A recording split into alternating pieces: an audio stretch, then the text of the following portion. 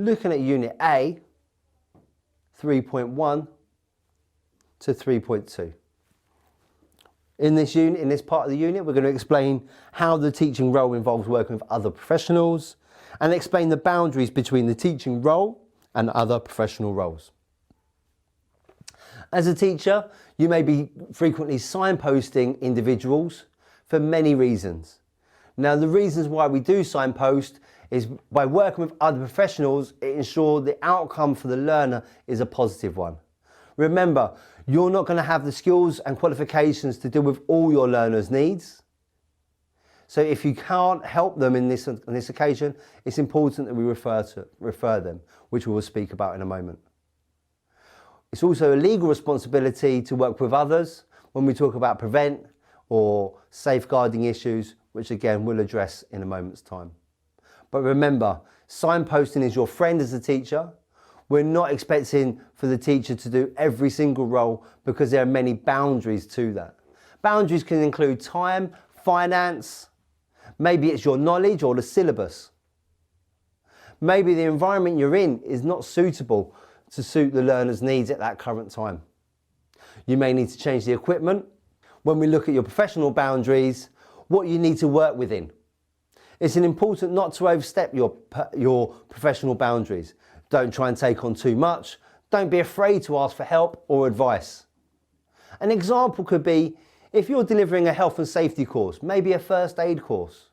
Because of the financial expectations of the environment, we're maybe not expecting you to practice CPR on a real person.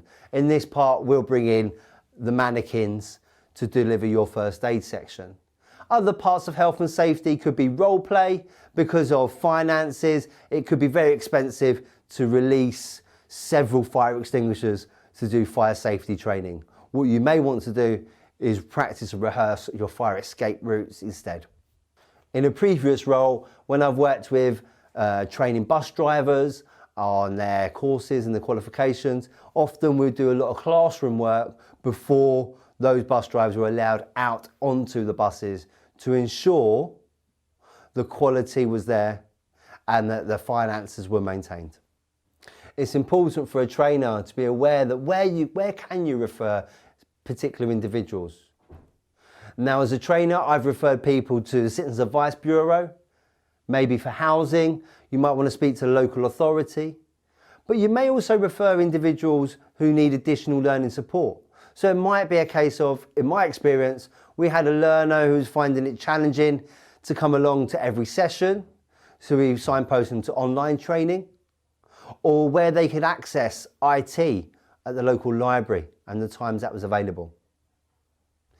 People you may refer your learners to could include counselling, your peers, where one of your peers may have more experience in a particular area or field of expertise. You may speak to the awarding bodies or look at different resources, websites, journals, etc.